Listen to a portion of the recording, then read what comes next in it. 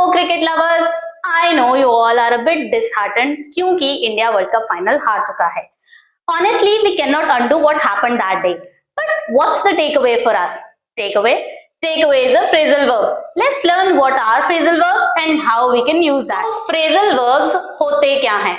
Phrasal verb होता है idiomatic phrase जो कॉम्बिनेशन है एक वर्ब का या तो एक प्रेपोजिशन के साथ या फिर एक एडवर्ब के साथ. हमारे लिए ये कैसे बेनिफिशियल है?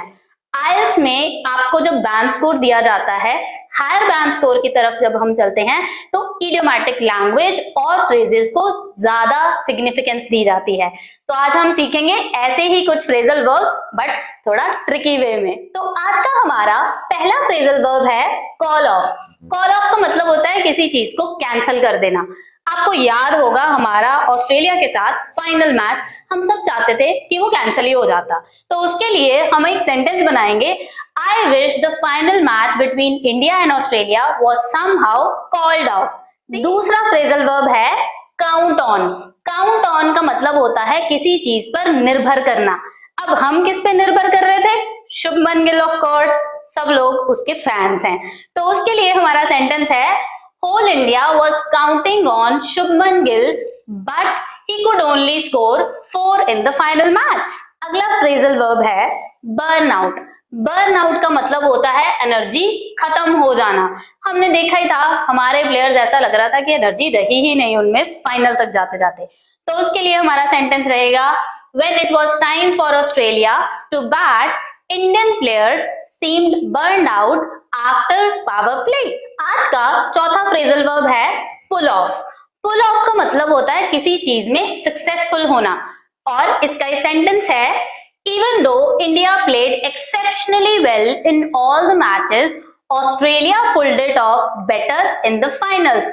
I know थोड़ा दुख तो लगा होगा दोबारा से रिकॉल करके ये मेमोरी.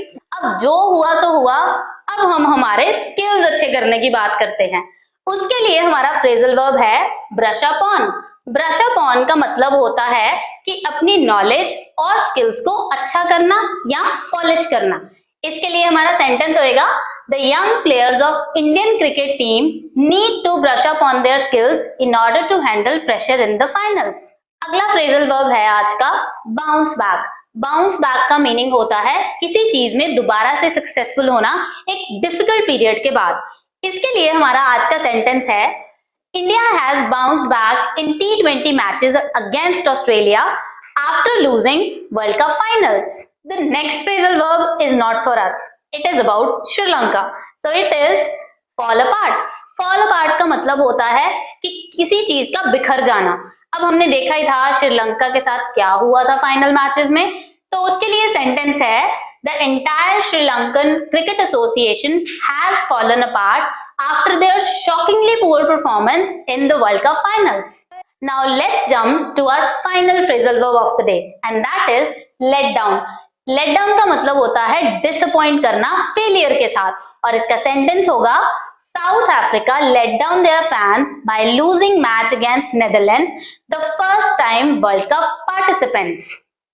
आई नो आप सब लोगों की सारी वर्ल्ड कप की मेमोरीज रिफ्रेश हो गई होंगी, पर आपको वो नहीं सोचना अब आपको देखना है कि फ्रेजल वर्ब्स कैसे प्रैक्टिस करें. हेल्थ में बैंड्स लेने हैं ना, तो अब आप क्या करिए, प्रैक्टिस करिए और ऐसी ही वीडियोस और देखने के लिए सब्सक्राइब आवर चैनल.